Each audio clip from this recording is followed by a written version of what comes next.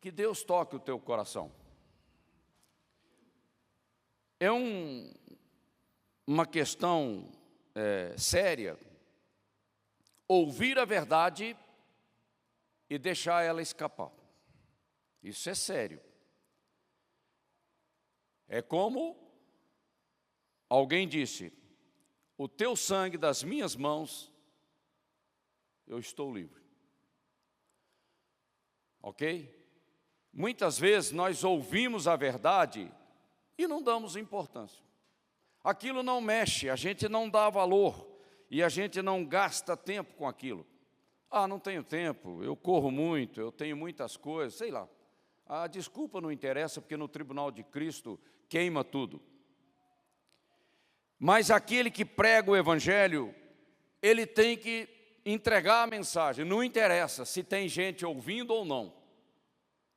O canal fala pelo Espírito. E quem ouve tem que ouvir também pelo Espírito. E a verdade confronta a mentira, porque não tem luz que não confronte as trevas do nosso coração. No momento da adoração, o Espírito falava comigo: aonde estiverem 2 ou 3 reunidos em meu nome, a minha majestade se faz presente. E tire as sandálias de um coração incrédulo diante dele,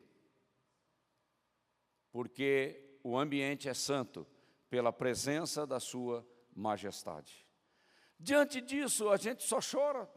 Eu não tenho nada, né, para entregar para o Senhor que me comprou.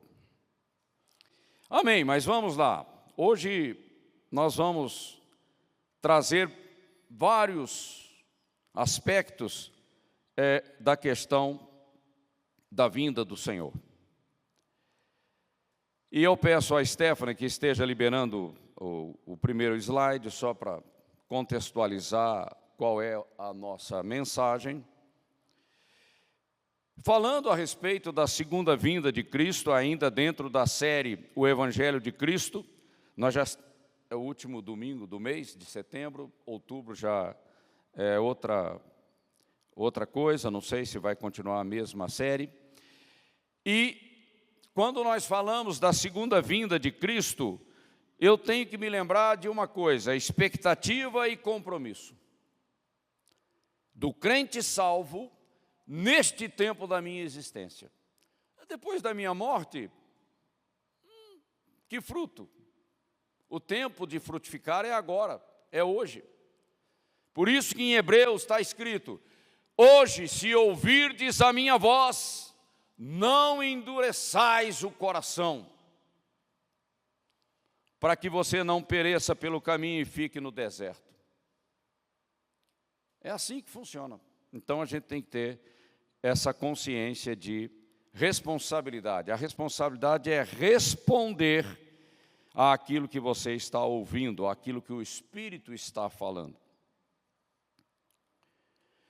Eu não posso entender a segunda vinda de Cristo como sendo uma coisa só.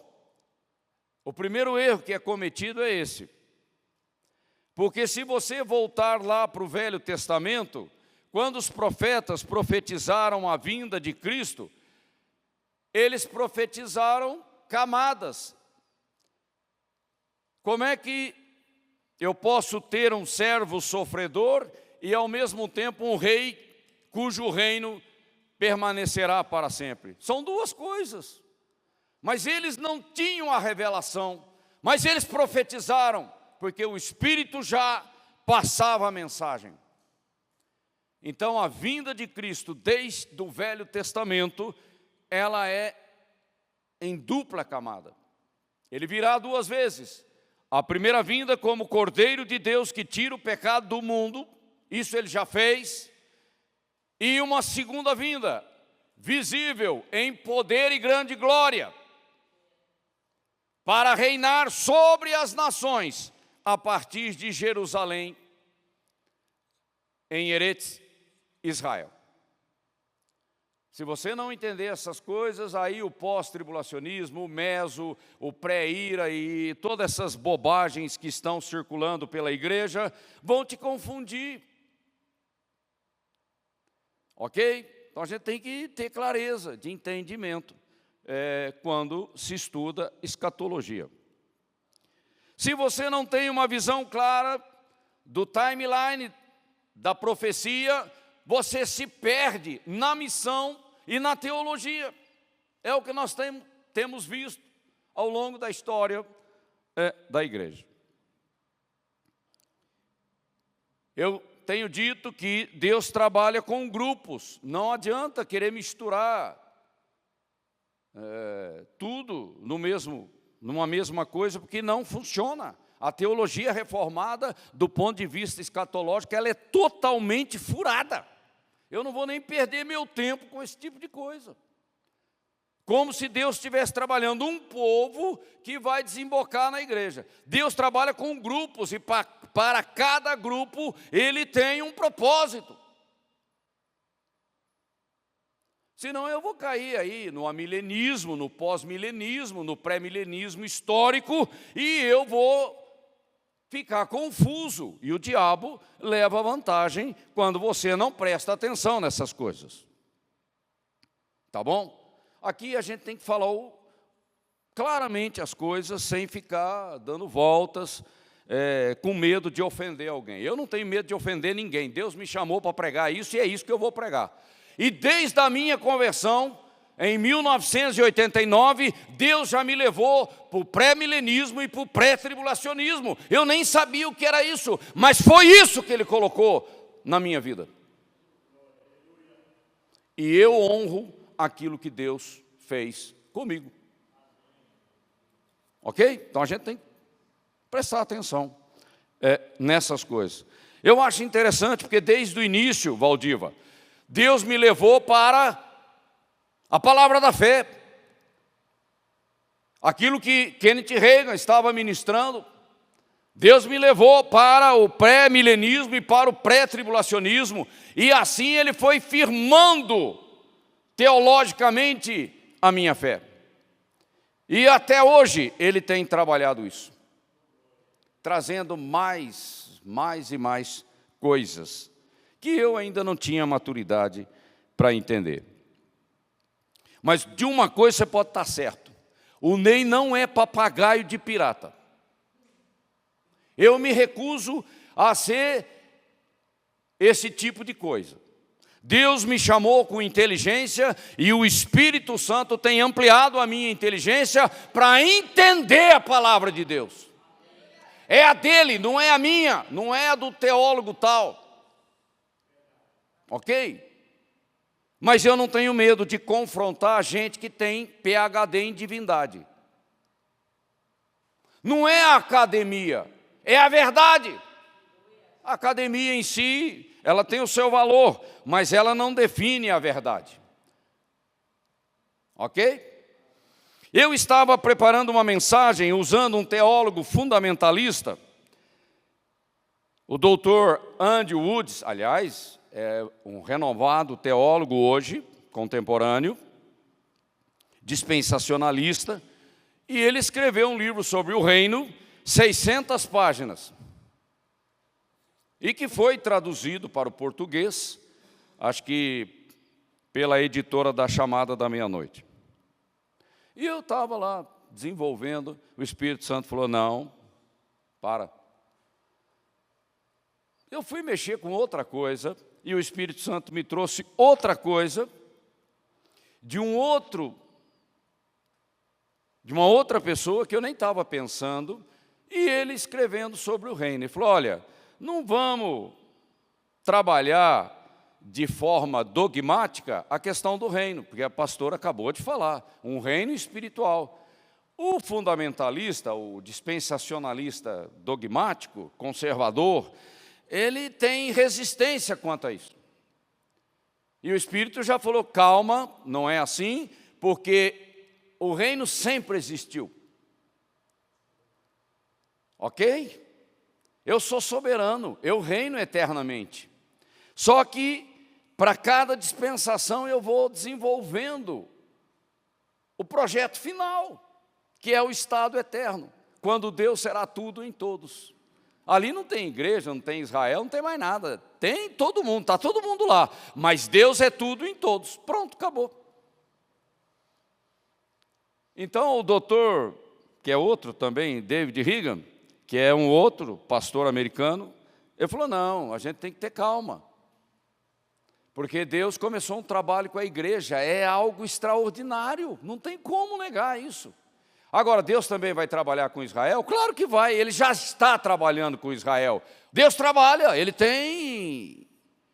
trabalha no sentido de desenvolver cenários para o cumprimento das profecias. Eu prefiro essa expressão. Princípio das dores pode ser algo que está relacionado à tribulação de 7 anos, principalmente na sua primeira metade. Para não confundir, então, eu uso essa expressão. A igreja não está na tribulação, ela está ali no fechamento da dispensação da graça, da edificação do corpo de Cristo, e nós temos aí uma janela muito pequena, que a gente chama de gap, para o acordo de paz que será assinado com as nações, inclusive com Israel. Então, o cenário está acelerado, porque Deus está voltando. O nosso Deus, o Senhor Jesus Cristo, está vindo, ok? E todas as reflexões e estudos de cronologia, e eu tenho acompanhado isso, é um negócio bastante complexo. 26, 27 e 28 são anos decisivos. Nós estamos caminhando para o fim. Tá?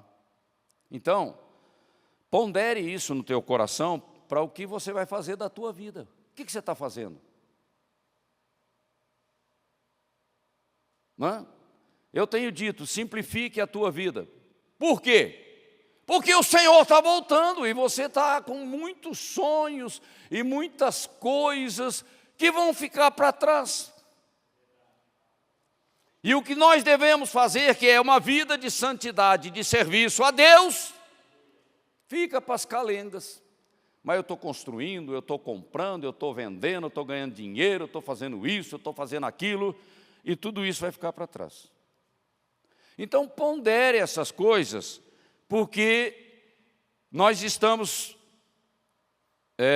de acordo com a profecia, se não me engano, Jeremias, ele diz, olha, se você não consegue acompanhar o homem que vai de passo em passo, como é que você vai acompanhar carruagens, cavalos que correm? A preguiça é um problema sério na igreja, preguiça mental, preguiça de coração, preguiça de fé, preguiça de consagração, de rendição e de serviço a Deus. E eu estou falando de crente, não estou falando do ímpio. O ímpio está aí, né, na pedofilia, no satanismo e tudo mais. E isso está ficando bárbaro, né, no nosso tempo. Mas vamos lá, nós temos muita coisa para falar e vamos em frente. Segundo slide, então. Nós temos que reconhecer que Deus reina. É a primeira coisa, tá? Ao nosso Deus trino que reina eternamente. Ele reina desde. Quando Ele criou todas as coisas, Ele já reina sobre a sua criação, ou não? Não precisa ser muito inteligente para entender isso, né? Toda glória, honra e poder. Essa é a doxologia eterna. O Criador de todas as coisas vieram a existente pela tua vontade. Está lá no livro de Apocalipse. E só o Senhor é digno de abrir o livro e desatar o andar da carruagem profética para o cumprimento da perfeita vontade de Deus na terra. O Senhor reinará eterna e perpetuamente. Algum dia Ele ficou fora do reino? Não, né? O Senhor reina para sempre. Algum dia Ele deixou de reinar? Não. O teu Deus, ó Sião, reina de geração em geração, aleluia, aleluia, eternamente. O trono de santidade, de soberania e de autoridade. Deus reina sobre as nações, Deus se assenta sobre o trono da sua santidade. E quem é que vai tirar Ele de lá? Tudo quanto tem fôlego, essa é a verdadeira expressão da nossa adoração. Louve ao Senhor. Louvai ao Senhor em todo o tempo. Não interessa a dispensação, não interessa o grupo. Louve ao Senhor, o Deus soberano. Digno é o Senhor. Só Ele é digno, ninguém mais. De receber glória e honra e poder, porque Tu criastes todas as coisas, e por Tua vontade são e foram criadas. Tudo foi criado para o louvor da sua glória. O pecado entrou, tumultuou, mas Ele está consertando, Ele já consertou, Ele vai consertar, e Ele será Deus em tudo. É isso. Ao que está assentado sobre o trono e ao Cordeiro. Interessante que no estado eterno tem dois tronos, o do Pai e do Filho. A Bíblia nunca fala do trono do Espírito Santo. Você já ouviu falar? Eu não. Não tem. Porque o Espírito Santo se move. Ele se move, é como o vento, ele se move. Ele ouve uma palavra emanada no trono, ele já sai operando. Oh, glória a Deus! E é Ele que está dentro de nós. Ok? Ao que está assentado sobre o trono e ao Cordeiro sejam dadas ações de graças e honra e glória e poder para todo sempre. Então a gente já começa assim, né? Exaltando o nosso Deus. O segundo slide. Aqui nós vemos a doxologia da igreja, através do apóstolo Paulo. Bendito Deus e Pai do nosso Senhor Jesus Cristo. Olha como é que ele começa.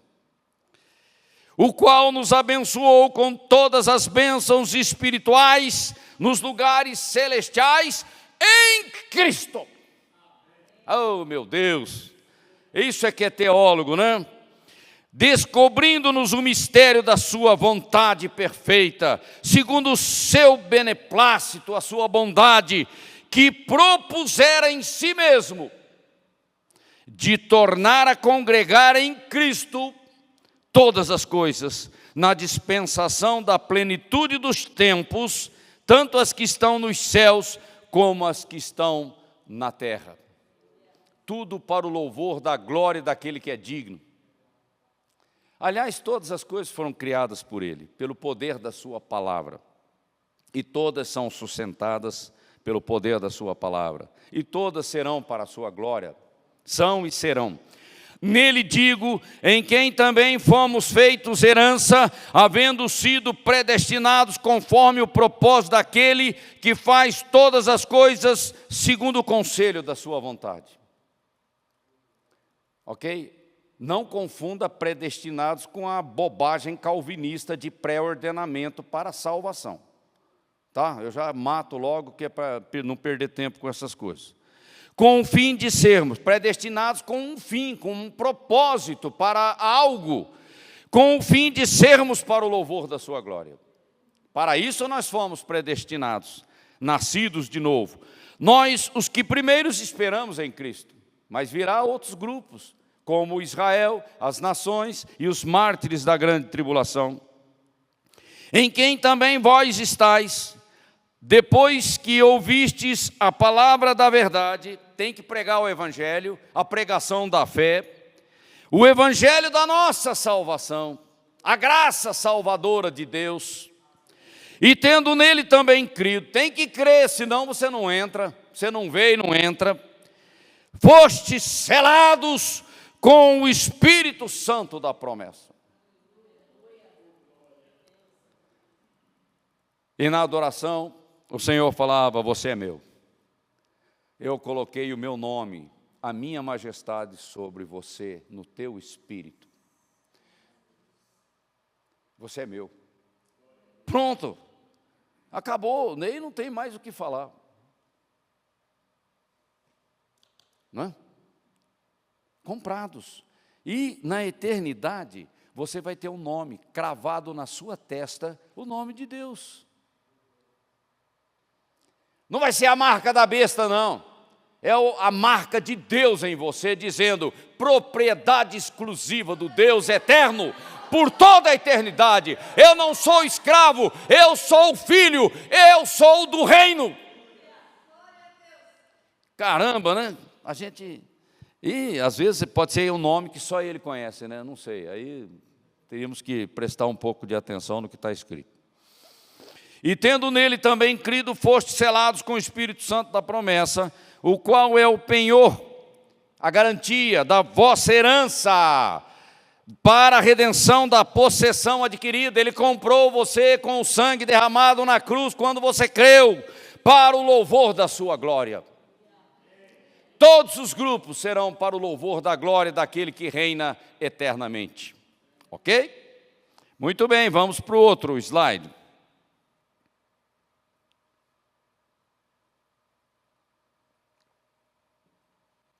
Ao nosso Deus trino que reina eternamente, aí vem palavra, porquanto está escrito, por mim mesmo jurei, diz o Senhor, diante de mim, todo joelho se dobrará, e toda língua confessará que eu sou o único Deus.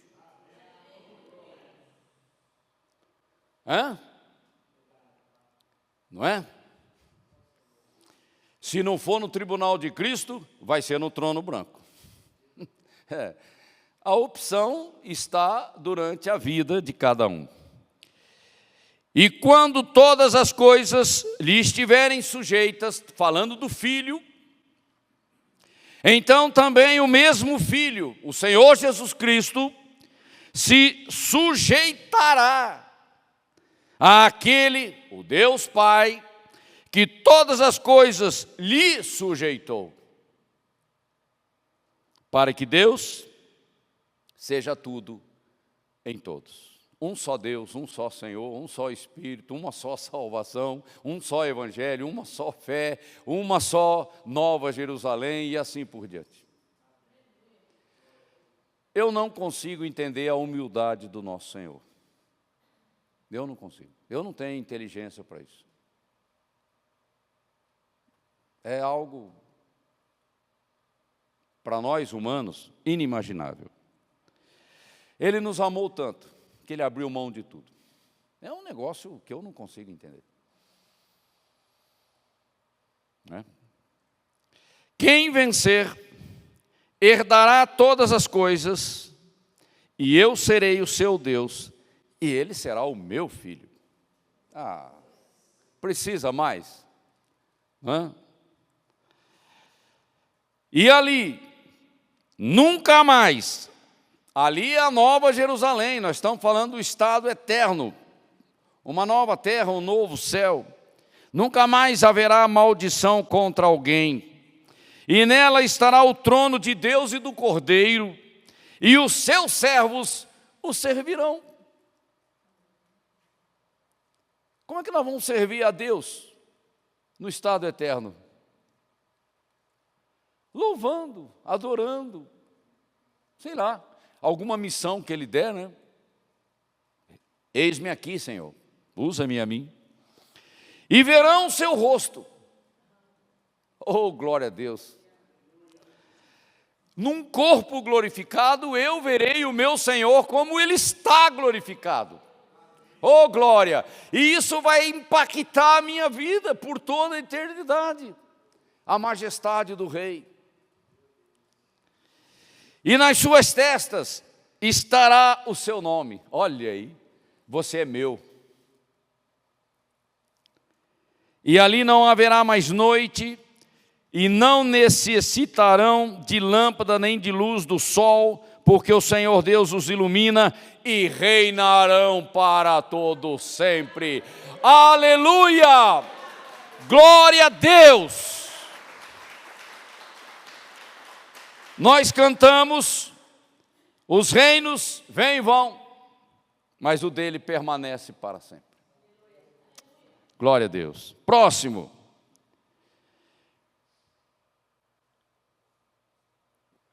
Quando nós introduzimos o assunto do reino, nós precisamos tomar um pouco de cuidado, porque reino em si não é uma palavra técnica com um significado exclusivo único. Depende do contexto do versículo. Então nós temos várias expressões na Bíblia. Depende do contexto e do timeline, ou seja, em qual dispensação, em que tempo da história da salvação nós estamos. O reino dos céus, usado 31 vezes no livro de Mateus. Mateus é um livro judaico, escrito para cristãos judeus. O reino de Deus, aí também é usado em várias partes, cerca de 67 vezes no Novo Testamento. E às vezes eles se equivalem, tá? Reino eterno é usado apenas 3 vezes na Bíblia. Salmo 145, 13, Daniel 7, 27 e 2 Pedro 1, 11.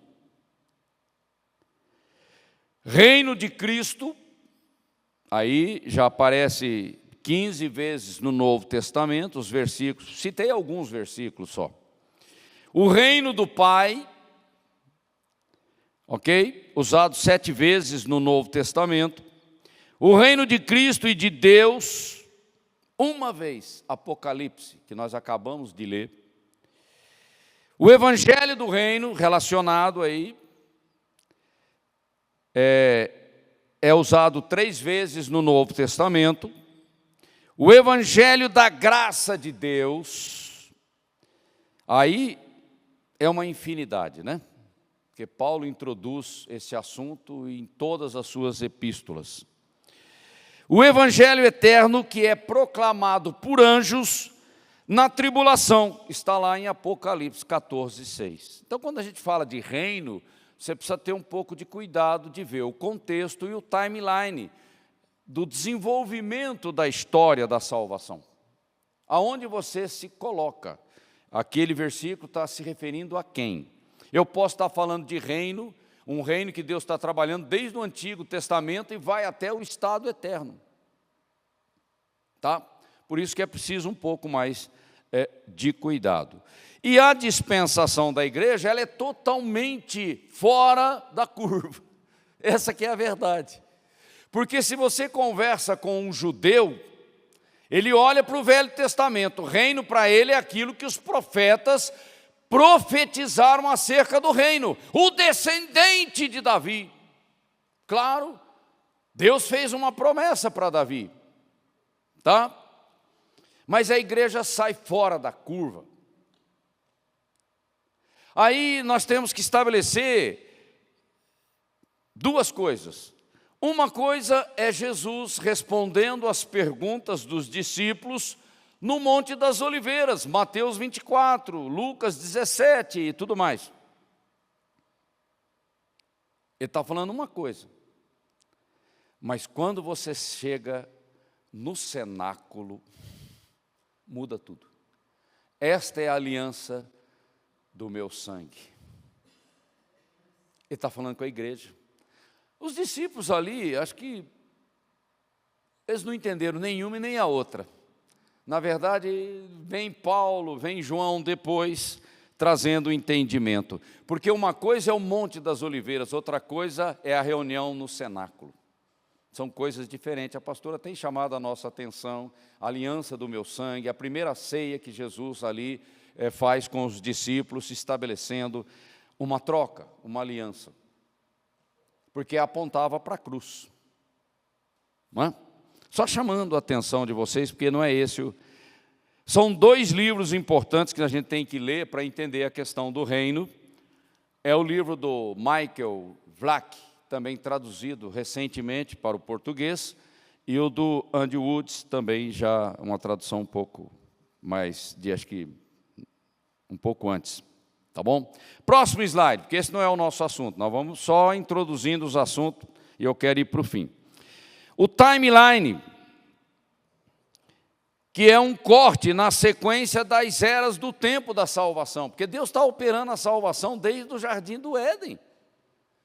Não parou um minuto, ok? Então aí você precisa tomar cuidado no corte que você faz, ok? Nós temos um tempo correndo, porque o relógio só corre para frente, né? Nós temos a dispensação da lei mosaica, mas tem outras que vêm antes. Eu só foquei a igreja. Aí você tem a dispensação da igreja, que é a dispensação da graça. É uma intercalação que Deus faz na linha do tempo. E depois, logo em seguida, a partir da segunda vinda visível de Cristo, a dispensação do reino milenar ou do milênio. Você tem que entender isso. Senão, você vai se confundir. Tá? A igreja é algo tremendo fora da curva. E nós somos os primeiros a experimentar a nova aliança. Depois vem o resto. E você se acha pouca coisa? Hã? Coisa que Moisés, Davi, Samuel nem imaginaram.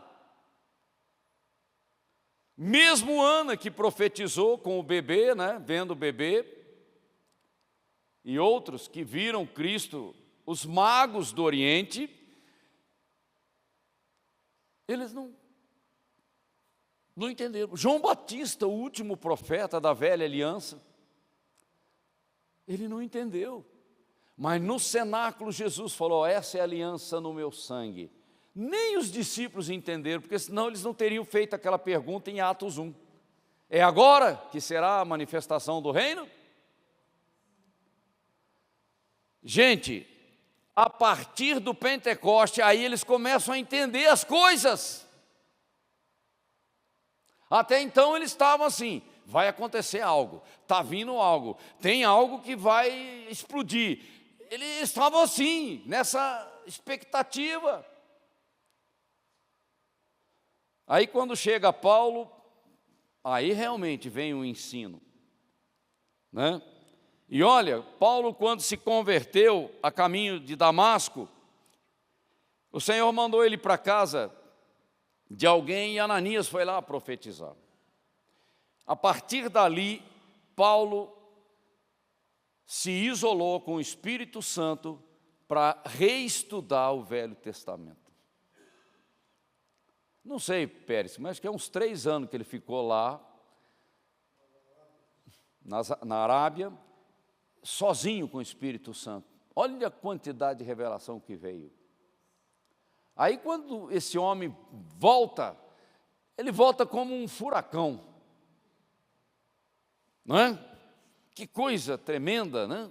A gente tem que dar glórias a Deus por isso. Vamos lá, só pontuando aqui. O reino terrestre, conforme profetizado no Velho Testamento, foi oferecido no primeiro advento, porque Deus, Ele joga limpo, Deus é justo, Ele oferece. Mas a nação, a partir de uma liderança e de um povo, crucificam, rejeitaram o rei, na sua humildade. Não tem problema, porque Deus não se perde, Ele simplesmente vai cumprindo etapas, tá? E aí, lá em Mateus 23, Jesus chora por Jerusalém. Se vocês soubessem o que eu ofereci para vocês, mas agora vocês não entendem, porque vocês estão cegos. Não é? E ele diz, vocês não me verão, até que digais, Hosana, bendito aquele que vem em nome do Senhor. Aí quando você vai lá em Zacarias capítulo 12, você vê a nação se arrependendo. Já no final da tribulação, clamando, Maranata, Maranata, vem Senhor. Aliás, em Petra, né? Na verdade é em Petra, ali na Jordânia. E aí o reino é adiado. Aí vem a intercalação da igreja. A igreja inaugura a nova aliança. Gentios, gente, começou uma igreja judaica, claro. A primeira ceia foi feita com os discípulos, todos judeus. Até Judas Iscariotes estava lá. Mas depois a igreja vai até os confins da terra. E a maioria da igreja é gentia. E isso para despertar ciúme, né? Como Paulo fala em Romanos. Para despertar o ciúme deles. Como é que eles falam em línguas? Como é que eles usam esse nome e operam milagres nesse nome? E o nosso Deus, o Deus de Israel, que também opera lá. Mas parece que a ficha não cai pela dureza do coração. Mas tem o tempo certo para Deus trabalhar com a nação, porque judeus estão se convertendo e saindo da velha aliança mosaica, da lei, e vindo para a nova aliança. Está cheio de judeu crente e pregando o evangelho para todo lado. Só que eles mudaram a dispensação. E não deixaram de ser judeu, não. Tá? A igreja tem prazo de validade, o arrebatamento é o fim da igreja, do ministério da edificação do corpo de Cristo, ok? Ela é arrebatada ao encontro do Senhor nos ares, conforme está profetizado lá em 1 Tessalonicenses capítulo 4. Aí a gente tem a tribulação de 7 anos profetizada conforme Daniel capítulo 9, versículo 27, a última semana de anos que está faltando, e é uma semana voltada para a correção de Israel. O foco principal é a restauração deles, é com correção, ok? E quando eles clamam, conforme eu falei lá em Zacarias capítulo 12, Jesus vem nas nuvens, em poder e grande glória, e todo olho o verá. Não será assim no arrebatamento, é diferente. O arrebatamento acontece, no mínimo, 7 anos antes da vinda do Senhor, de forma visível. No arrebatamento, ele vem nos ares, traz o Espírito. Por exemplo, minha mãe morreu, ela está lá no paraíso dos santos, salva. Jesus vem no arrebatamento e traz o espírito e a alma da minha mãe com ele, porque lógico, eles estão lá. E no momento do arrebatamento, num piscar de olhos, o corpo da minha mãe, que foi enterrado lá no cemitério, aqui, como é que é o nome? Sei lá, da Vila Oliveira aqui, aquele corpo é ressuscitado, Parque das Oliveiras, o corpo dela está lá, no túmulo lá. Ela é ressuscitada, ou seja, esse corpo encontra com o espírito e a alma, ela recebe um corpo transformado e para sempre ela vai ser uma pessoa abençoadíssima. E nós, eu pelo menos estou torcendo, e nós, o que estivermos vivos, evangelizando, pregando, discipulando, seremos arrebatados. Teremos o nosso corpo transformado, não conheceremos a morte. E estaremos com o Senhor para sempre, conforme ele fala em João capítulo 14. Próximo. A ressurreição da vida eterna. É para os salvos. E ela envolve vários grupos, conforme Jesus disse lá em João 5, 25, 29. Bem-aventurado e santo aquele que tem parte na primeira ressurreição. Primeira, porque tem uma segunda. Sobre estes não tem poder a segunda morte, que é a condenação eterna, o lago de fogo. Mas serão sacerdotes de Deus e de Cristo, e reinarão com ele durante o milênio e por toda a eternidade. Ok? Está lá em Apocalipse, capítulo 20, versículo 6. Então, o ciclo da primeira ressurreição envolve os santos do Antigo Testamento, a igreja de Cristo. Quando a gente fala igreja de Cristo, tem que pensar em corpo de Cristo.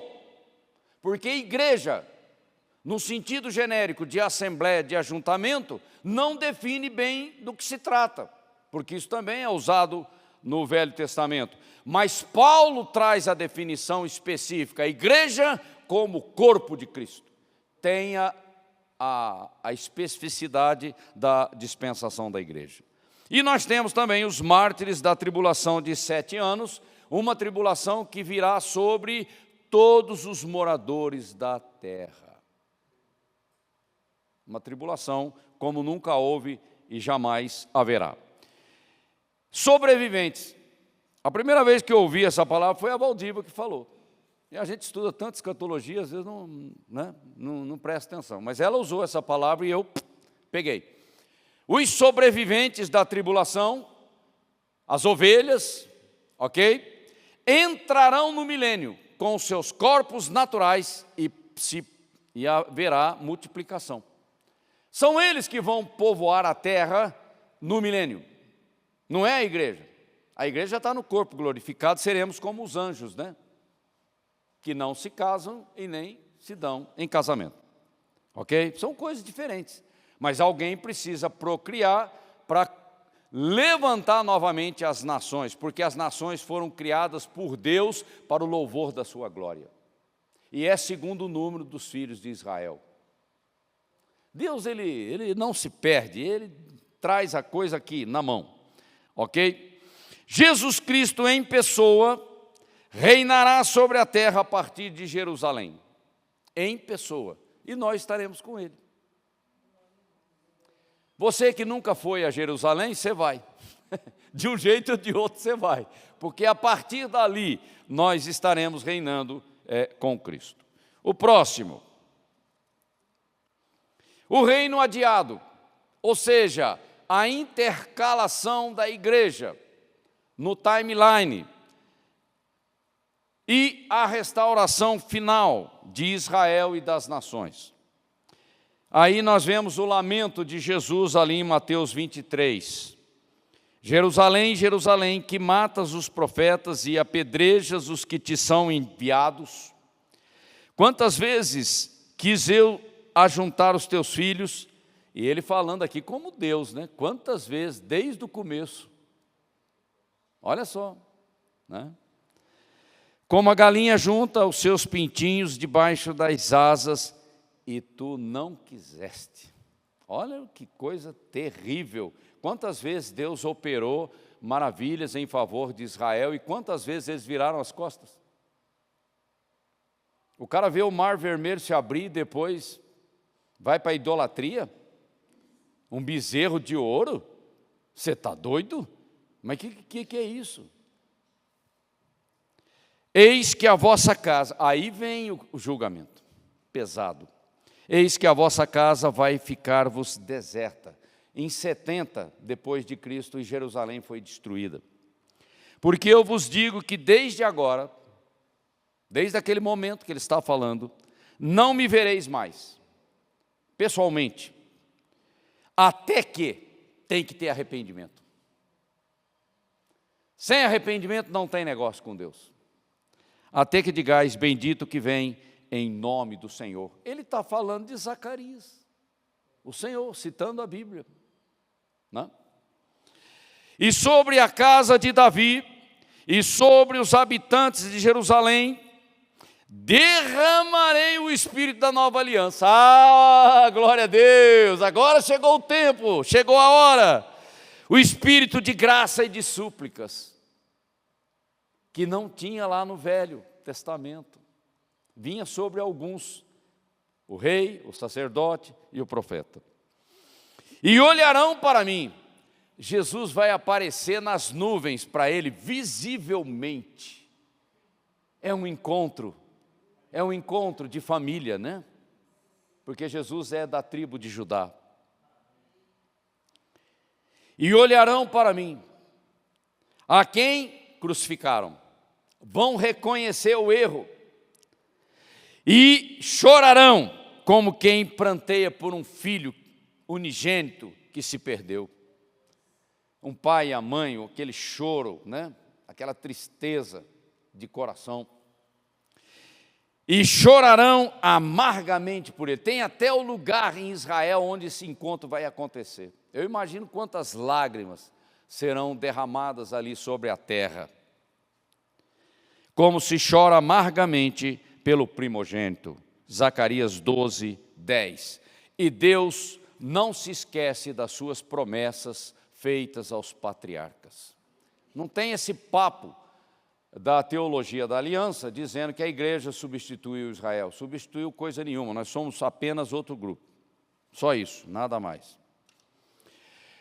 Vamos lá para o último slide, aí eu vou comentar um gráfico aqui, vamos ver se vai sair aqui na projeção. Alianças entre Deus e a humanidade. Deus opera desde o início, tá? E Deus não discrimina ninguém. Aliança edênica, lá no Jardim do Éden. Aliança adâmica, ali depois da queda, tem períodos que Deus trabalha. Aliança noaica ou noética, eu não sei qual é a expressão correta, com Noé ali, a questão do dilúvio. Aliança abraâmica, que Deus faz com Abraão. Deus chama Abraão para criar uma nação para o Messias. Opa, Deus está focado. Aliança mosaica, que veio com a lei, já voltada para Israel. Aliança davídica, o descendente de Davi. Não faltará alguém no trono de Davi. Esse é Cristo. Aliança da terra de Israel, também. Aquilo que foi prometido a Abraão, Israel vai ocupar. E se você olhar, eu mandei para vocês, não sei se vocês viram, mas o Líbano é de Israel. Está na promessa. A Jordânia, não sei se vai pegar parte da Síria. O Egito não. Porque Deus vai tratar com o Egito. Eu fico pensando, por que Deus tem uma consideração pelo Egito? Olha que a idolatria e a feitiçaria veio dali. Ok? Mas porque eles receberam Israel quando eles estavam passando fome. E Deus paga todas as suas dívidas. Mas Egito vai ter que se arrepender, vai ser julgado e vai estar como uma nação ao lado de Israel no milênio. Ok? E a nova aliança que Jeremias profetizou e nós estamos nela. Nós estamos nela. E domingo que vem é ceia. É hora de você regozijar em Deus pela nova aliança que você tem no sangue de Cristo. Não é apenas uma cerimônia que a igreja faz uma vez por mês. É com essa visão que você tem que olhar para a mesa do Senhor. E lá em Lucas 20, é claro, esta é a nova aliança no meu sangue. Que Israel ainda vai entrar nela, ok?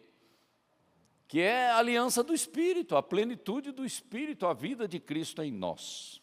Muito bem, vamos então para um gráfico e vamos ver se a gente consegue enxergar o gráfico. Eu não consegui. Vocês estão enxergando porque a letra está pequena. Vamos lá então, essa linha do tempo aqui é o timeline do cumprimento das profecias, tá bom? Deixa eu pegar o meu papel aqui, porque eu também não vou enxergar direito ali. Vamos lá, me acompanha aí no raciocínio. O número 1 está aqui, ó. No começo, as 69 semanas de Daniel. Ok? Está lá em Daniel 9, do 24 ao 25. Elas já foram cumpridas.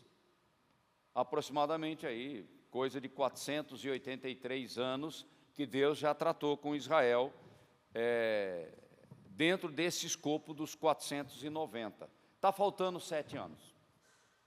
Tá? Então, começa aqui. Aí o 2, Cristo é crucificado. Tá? Então, seguindo. E aqui vem a intercalação, né? Porque o 69 parou e ficou faltando a 70ª semana. Esse é um período de transição. Jesus vem trazer uma mudança de dispensação. Agora é a nova aliança. Depois o 3, logo em seguida, a ascensão e o Pentecostes. Aí o derramar do Espírito, selando a vocação da igreja como corpo de Cristo. Né? Por isso que quando você vai colocar, quando que a igreja nasceu? Verdadeiramente ela tem que nascer quando recebe o Espírito. Senão você está naquela fase de transição. O 4, aí vem a era da igreja, que é uma intercalação. Parou de contar as 70 semanas e agora vem a era da igreja. E nós estamos nela há quase 2000 anos. De 33 depois de Cristo, nós estamos em 2023. Só que o seguinte, o seu tempo está acabando.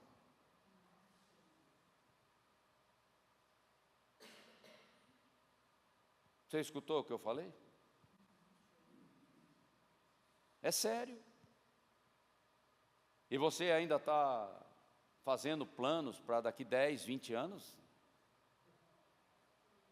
Às vezes eu converso com o meu pessoal lá do GEB e falo assim, né, Evelyn, pô, eu queria casar, eu queria ter filhos, eu sei lá, né?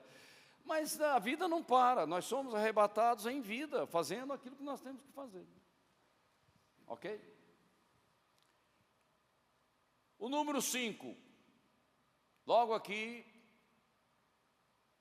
caminhando ali no timeline,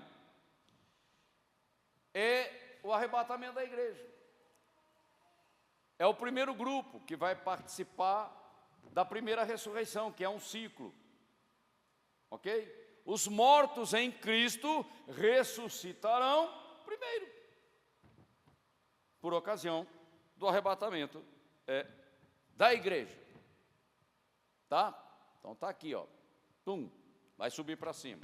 Aí vem o 6, aqui, que é o arrebatamento da igreja, né? Então os mortos ressuscitam primeiro e logo em seguida os vivos sobem. E acontece o arrebatamento. Isso aqui nos ares. Jesus no arrebatamento não pisa na terra. É diferente da sua segunda vinda visível, quando ele pisa no Monte das Oliveiras e um grande terremoto acontece. É diferente. Pós-tribulacionista só fala besteira. Eles não entendem as coisas e fica confundindo os versículos. Aí depois o 7, o tribunal de Cristo. Você subiu, encontrou com Jesus nos ares, eu estou falando da igreja, imediatamente você vai para o tribunal de Cristo. Você vai ser analisado pelo fogo do olhar do Rei dos Reis. Ele só vai olhar para você. Aquilo que é palha, feno, carne, bababá, queima tudo. Mas você é salvo. Ok? Não tem problema, você não está no trono branco. Trono branco é diferente. Aí vem o 8. Aqui, ó. As bodas do Cordeiro. Depois do tribunal de Cristo, você tem as bodas do Cordeiro. Aqui há uma discussão. Eu não vou querer ser dogmático. Tem gente que acha que as bodas do Cordeiro é no céu. Eu digo para vocês o seguinte, na minha visão, posso estar errado. O casamento é na presença do Pai, é no céu. Mas a festa é na terra. A festa é o milênio. Porque os amigos, como é que os amigos vão comparecer na ceia? Tá? Só para você pensar um pouquinho. Aí vem o 9. A tribulação de 7 anos. Então, todo esse período aqui, ó, é a tribulação. E a gente divide a tribulação em duas metades, de 3 anos e meio, ou 42 meses, ou 1260 dias, como está no livro de Apocalipse. No 10, evidentemente, você tem a questão do anticristo, porque é lógico, a tribulação é algo que envolve as bestas do Apocalipse, o anticristo e o falso profeta. Perceba uma coisa, que a escatologia é detalhe. Antes do anticristo nós temos os 10 reis, ok? E o cenário que está sendo desenvolvido está bem aqui, ó, antes do arrebatamento da igreja. Os 10 reis, de onde surgirá o 11º, que é o 8º, que é o anticristo, o pequeno chifre. Só que ele está lá, ele aparece, mas é um desconhecido e está todo mundo olhando. Ele surge do meio de 10, um desconhecido. E quando ele surge, ele já derrota 3, e ele se firma nessa liderança. E esse começo aqui é um começo de engano, né? Porque você acabou de fazer um acordo com Israel, e o acordo é sedutor. Mas a violência já existe, mas ainda não se virou totalmente contra os judeus. Eles não estão fugindo. O templo está lá, pode ser que eles voltem a sacrificar. É aquele negócio, sabe? Jogo de esconde-esconde. Então, isso aqui a gente pode chamar princípio das dores, ainda está naquele negócio. Por isso que eu não gosto disso aí, usar isso para a igreja, tá? Porque senão confunde. Quando a abominação desoladora é colocada no templo, aí muda o jogo. Aí o anticristo se revela como o anticristo. A besta do Apocalipse e o falso profeta. Aí você já está em Apocalipse capítulo 13. Aí entra a questão da moeda única. Aí entra a questão da marca da besta. Aí entra a questão da imagem que fala. Aí entra a questão da decapitação de quem não se prostra diante da imagem. A gente tem que entender esse contexto. Aqui está morrendo gente, viu? Por causa dos selos. Até o 6º selo vai morrer muita gente. Quando abre o 7º selo e vem as trombetas e depois as taças, vai morrer mais ainda. 2/3 da população mundial serão martirizados ou perecerão por causa dos juízos. São 21 juízos, 7 selos, 7 taças, 7 trombetas e 7 taças. Mas isso aí são detalhes que você tem que estudar com muita calma para não se confundir. E essa segunda metade, que a agonia de Jacó, ou a grande tribulação, um tempo como nunca houve, jamais haverá, esse sim será uma desgraça total. Os judeus terão que fugir. Jesus diz: quando virdes a abominação desoladora no Santo dos Santos, fujam! E eles já têm um lugar, Petra, ali no sudoeste da Jordânia. Esse lugar já existe. É uma caverna. E para entrar lá, é praticamente um beco que você entra. E ali vai estar o anjo do Senhor que não deixa o anticristo entrar. Deus é fiel com o seu povo, e eles vão ter que comer maná de novo. Escondido numa caverna, eles sairão correndo, não vai dar tempo de levar nada. E quem que vai sustentar esse povo por 3 anos e meio? Uma multidão, que eu não sei nem quanto. Só em Israel hoje tem 7 milhões. E fora de Israel tem mais 7, são 15 milhões. Só Deus para fazer milagre, ninguém mais. E o anticristo vai estar ali no entorno de Petra, querendo entrar, querendo matar, porque o negócio dele é matar, é acabar. Por que o anticristo quer eliminar Israel? Para que Jesus não volte e o diabo continue. A igreja já foi. Nós temos que entender isso. Mas o Santo de Israel peleja pelo seu povo. Ok? Vamos continuar então, para nós concluirmos o nosso estudo aqui. O 11 é a grande tribulação, a segunda metade, e aqui nós temos a abominação desoladora bem no meio. O templo será reconstruído. Esse templo será usado por Jesus? Eu acredito que não. Tamanha blasfêmia, eu acho que não vai dar. E quando você vai estudar Ezequiel, o templo milenar é maior do que esse templo que eles reformaram, que seria o terceiro. Então vai ter um quarto. Ok? Mas é opinião minha, tem teólogos que não concordam, falam outra coisa. O 13, o que tem no 13? Vocês lembram que Daniel falou, olha, bem-aventurado aquele que chega a 1335 dias, lá em Daniel 12.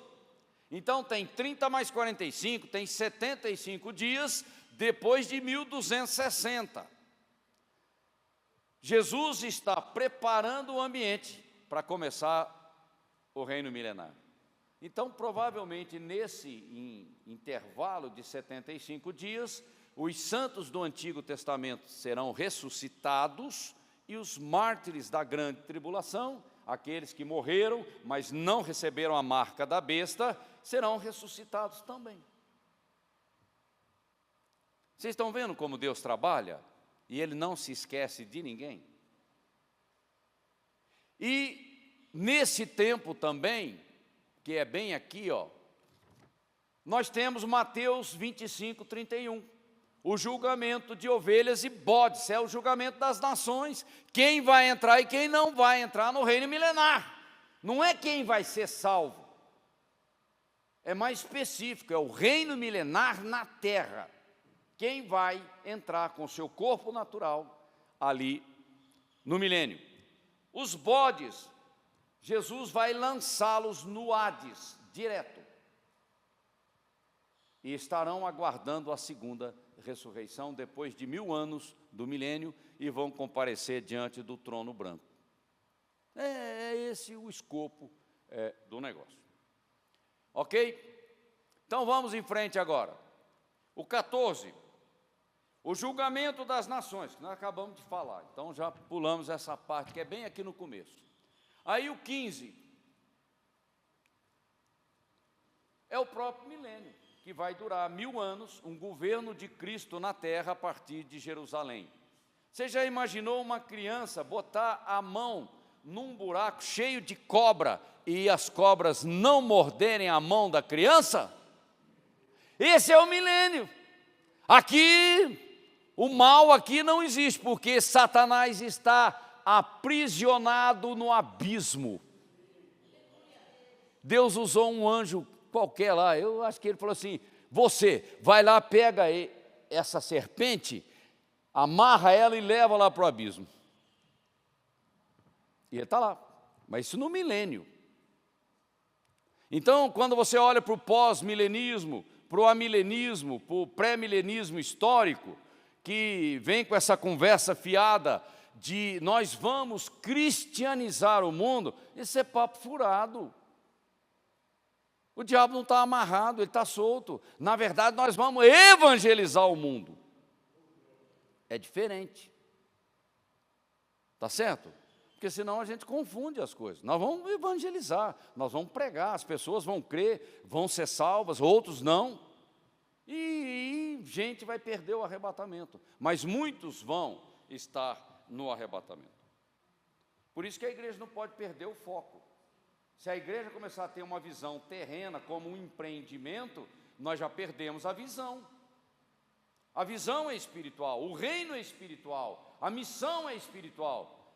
Em meu nome, até que a gente seja arrebatado.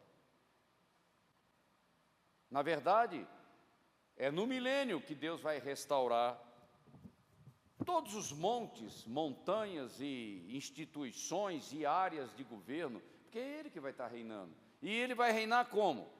A Bíblia diz que Jesus vai reinar com vara de ferro, e nós também Se o mestre usa a vara de ferro, a igreja que está com ele também. Aí você fala, como Jesus pode tratar as nações com vara de ferro?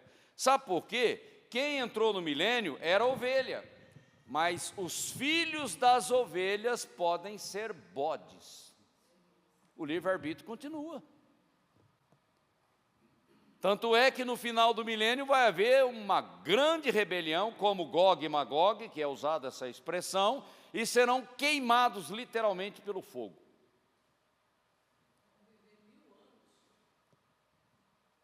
Ok? Senão a gente não entende o que está acontecendo no milênio, a gente mistura tudo e faz uma confusão danada. Eu não falei das duas testemunhas e nem dos 144 mil. Os 144 mil estão aqui, pregando o Evangelho. São selados pelo Espírito e eles, o anticristo não consegue matar. Serão os maiores evangelistas que já houve na terra.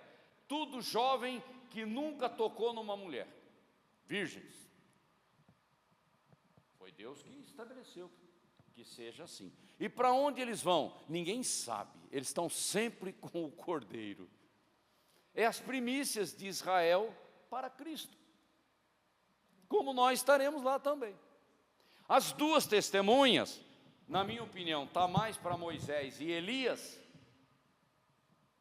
mas tem Enoque também, estarão aqui no entorno da reconstrução do templo. Então eles estarão profetizando no entorno da reconstrução do templo, esse templo que o anticristo vai profanar. Mas no meio, eles serão martirizados e serão arrebatados aos céus. Está lá em Apocalipse 13, tá? Para você colocar. Você acha que você coloca a imagem da besta aqui sem que você elimine os dois? É profeta, tem autoridade. Tá? Mas tem um tempo para tudo, né? Eu só não comentei, eu me esqueci desses detalhes.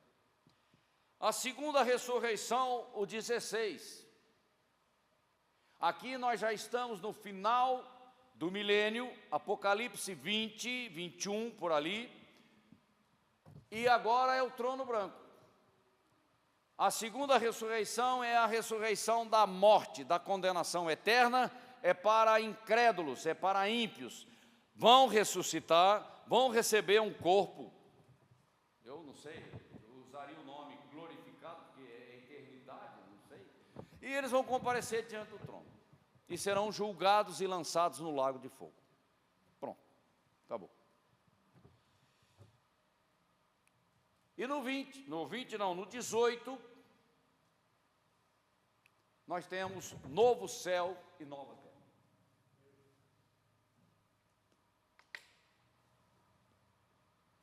Lá no novo céu e na nova terra tem a nova Jerusalém. Para encerrar, a gente entender o escopo do que Deus vai fazer, a nova Jerusalém é para quem está no ciclo da primeira ressurreição. Guarda bem, hein? Porque às vezes você não vai ler isso em livro de escatologia, eu nem bem batendo nessa tecla, tá? Corpo glorificado, Nova Jerusalém. Aonde que está o trono de Deus e do Cordeiro? Na Nova Jerusalém. Lá estamos nós, as moradas que Cristo foi preparar para nós. Tá bom? Mas e as nações? Porque ali, no milênio, nações de salvos estarão vivos. Elas vão continuar nesse novo céu e nessa nova terra.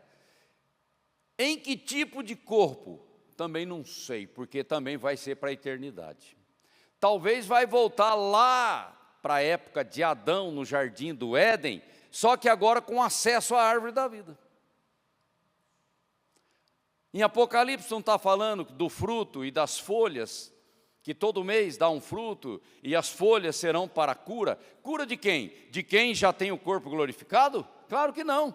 É para as nações. Eles virão à porta da Nova Jerusalém, oferecer louvor, ações de graças, presentes, sei lá, né, tipo de adoração, como era no Velho Testamento, eles virão e terão acesso. Mas eles não morarão na Nova Jerusalém. A Nova Jerusalém é um cubo de aproximadamente 2.200 quilômetros, um cubo, né? Largura, altura e comprimento iguais. É um negócio gigantesco. E esses dias eu vi um vídeo daquele telescópio James Webb, já fotografou um negócio estranho que está se aproximando da Terra, e é gigante, mas é uma cidade. Deus já está falando, e nós estamos aí. Será que Jesus está voltando mesmo? A gente canta aqui e nem sabe o que está acontecendo. A Nova Jerusalém vai tocar a terra, essa nova terra, e ela vai ter conexão. A igreja que tem o corpo glorificado vai estar na Nova Jerusalém, mas nós andamos por tudo, o reino. Mas as nações em seus corpos naturais renovados, que eu não sei, estarão na terra e vão se procriar e vão continuar. Não é algo tremendo? E olha, eles terão de 10 filhos, 12 filhos. Deus não manda tomar pílula para poder controle populacional, não, viu, Périx? É para encher a terra, é para multiplicar, e não vai faltar provisão. E eu fico pensando, Deus, e essa terra vai aguentar tudo isso? Vai, porque eu sou o Deus desta terra. Ei, glória a Deus, aleluia. Vamos nos levantar, glória a Deus. Que Deus abençoe a tua vida. Eu, quando leio escatologia, eu fico cada vez mais apaixonado pelo Senhor. É algo tremendo. Isso muda a vida da gente, a visão que a gente tem das coisas. Agora, e você, como você está na sua fé?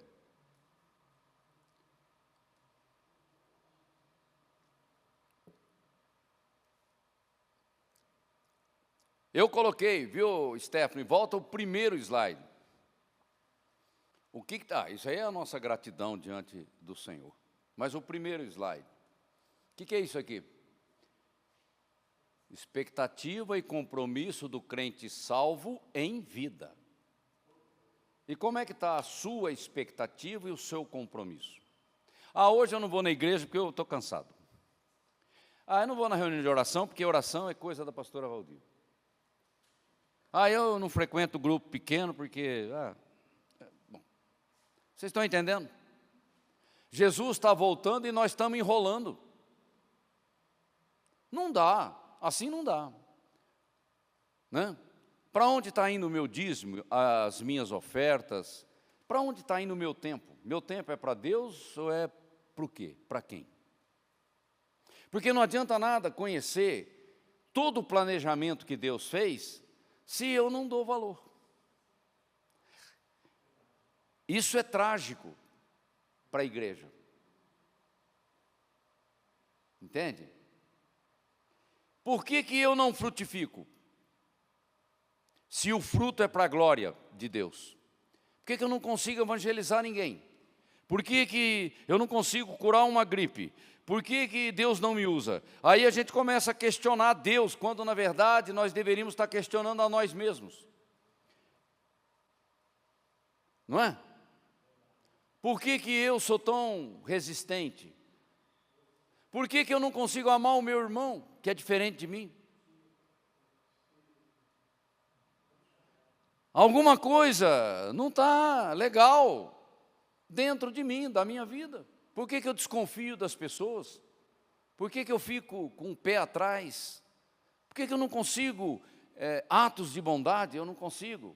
Eu tenho uma vida egocêntrica, individualista, e eu sou crente. Mas o espírito da nova aliança, que é uma mentalidade do Espírito Santo, parece que não está mexendo com a minha vida. Eu continuo sendo aquele cara de antigamente. Então nós temos que prestar atenção numa coisa: a carne, ela existe, ela está dentro de mim. Ela só será eliminada no arrebatamento. para dar um ponto de referência. Mas eu já nasci de novo e o meu espírito recriado quer dominar, quer governar, é o exercício do reino. E nós estamos aqui com o freio de mão puxado.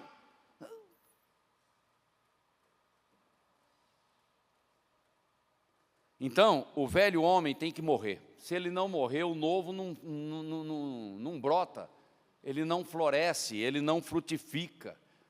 Parece que há uma guerra entre o espírito e a carne, Paulo fala disso. Mas é o espírito que tem que prevalecer. E o espírito, para prevalecer, é uma questão de atitude, de vontade, de fé. A Bíblia diz que Jesus já quebrou o poder do pecado e da morte na nossa vida. E por que eu fico tropeçando no pecado? Isso já foi rompido, quebrado na cruz. Mas eu não tomo posse. A minha visão ainda é a visão religiosa, daquele que quer, por esforço próprio, agradar a Deus. Você não vai conseguir. É pela graça, é pela unção do Espírito Santo. A religiosidade só consegue produzir bezerro de ouro. Alexandre, vem cá, você vai orar e vai encerrar esse culto. Ok? Amém? Ele é um que tem passado por isso e tem orado por isso. Amém? Amém? E já abençoa esse povo. Amém. Amém. Pai Santo, nós te agradecemos, Senhor, por este momento, Pai, de comunhão, de aprendizado, Senhor, que nos tem, Senhor, edificado, buscado, Senhor, o teu reino, a tua justiça. Derrama sobre cada um de nós, Pai, as tuas bênçãos, as tuas misericórdias, que o Espírito Santo possa estar, Senhor, nos conduzindo, Senhor, durante essa semana, sobre a vida de cada um, Pai, conduzindo nos teus caminhos, mostrando, Senhor, naquilo que ainda precisamos estar sendo trabalhados, Pai, para que possamos estar crescendo na estatura perfeita, como Cristo é perfeito. Nós te louvamos, te agradecemos, Senhor, por tudo que és nas nossas vidas. Em nome de Jesus. Amém, Senhor. Amém.